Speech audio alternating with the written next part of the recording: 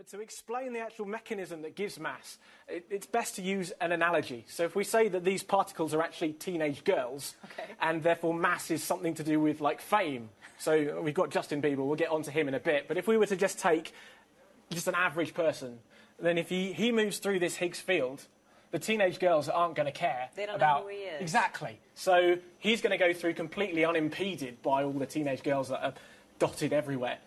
Justin Bieber is a completely different case, though. He goes along and all these teenage girls flock around him, and obviously if you've got loads of people around you, you can't move as fast as you could otherwise, so he gets slowed down by the teenage girls. And therefore he has this sense of mass, this drag, this inertia. And that's basically how the Higgs mechanism works. And today we think we have found these teenage girls, or the Higgs... Let me just describe to you what Peter Higgs and his co-discoverers of the Higgs mechanism actually think that this is all about. BBC canteen? So I've been to the BBC canteen. Now I want you to imagine that it's the Big Bang. It's just happened. And way back then, we didn't have a Higgs mechanism, and all the particles in the universe were whizzing around at the light speed, so they're going around through the universe at light speed. Now, unless some of these particles have mass, they can't clump together, they can't become stars, they can't become galaxies, they can't become you and me.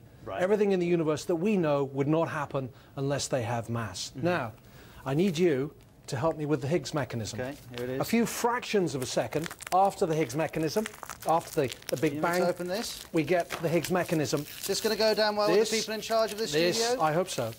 Permeating the whole of space. Can I add this in? I think we've probably got enough. I don't know. Go on, I'll give you a bit more. There you go. Okay.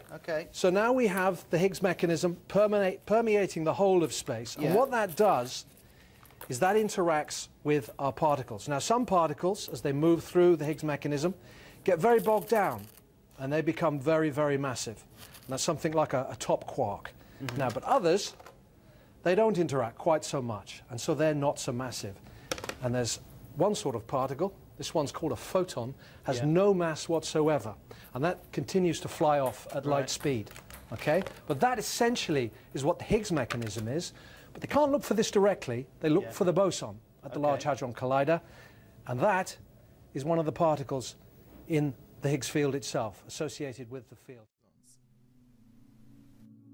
The leptons consist of the atomic electron and its two larger cousins, the muon and the tau, as well as three types of neutrino. The quark group consists of the up and down quarks, which make up the constituents of protons and neutrons, as well as their larger cousins, the charm, strange, top, and bottom quarks. The gauge bosons consist of the carrier particles for three of the fundamental forces of nature. These include the photon, the gluon, and the W and Z bosons. Finally, we come to the yet undiscovered Higgs boson. According to the Standard Model, all the elementary particles should be massless. The current best theory to explain how these particles attain their mass is called the Higgs mechanism. This is a simple demonstration of how the Higgs mechanism functions. It states that there is a scalar Higgs field which permeates all parts of the universe. Particles with no mass, such as the photon, do not interact with the Higgs field at all, maintaining their kinetic energy and passing through at the speed of light.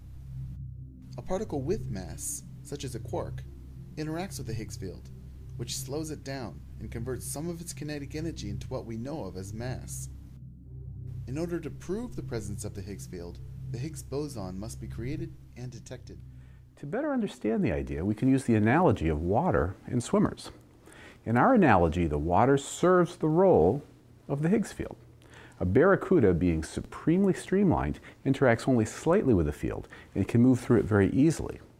The barracuda would then be similar to a low-mass particle.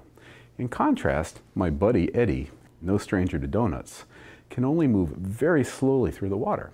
In our analogy, Eddie is a massive particle made massive by interacting a lot with the water.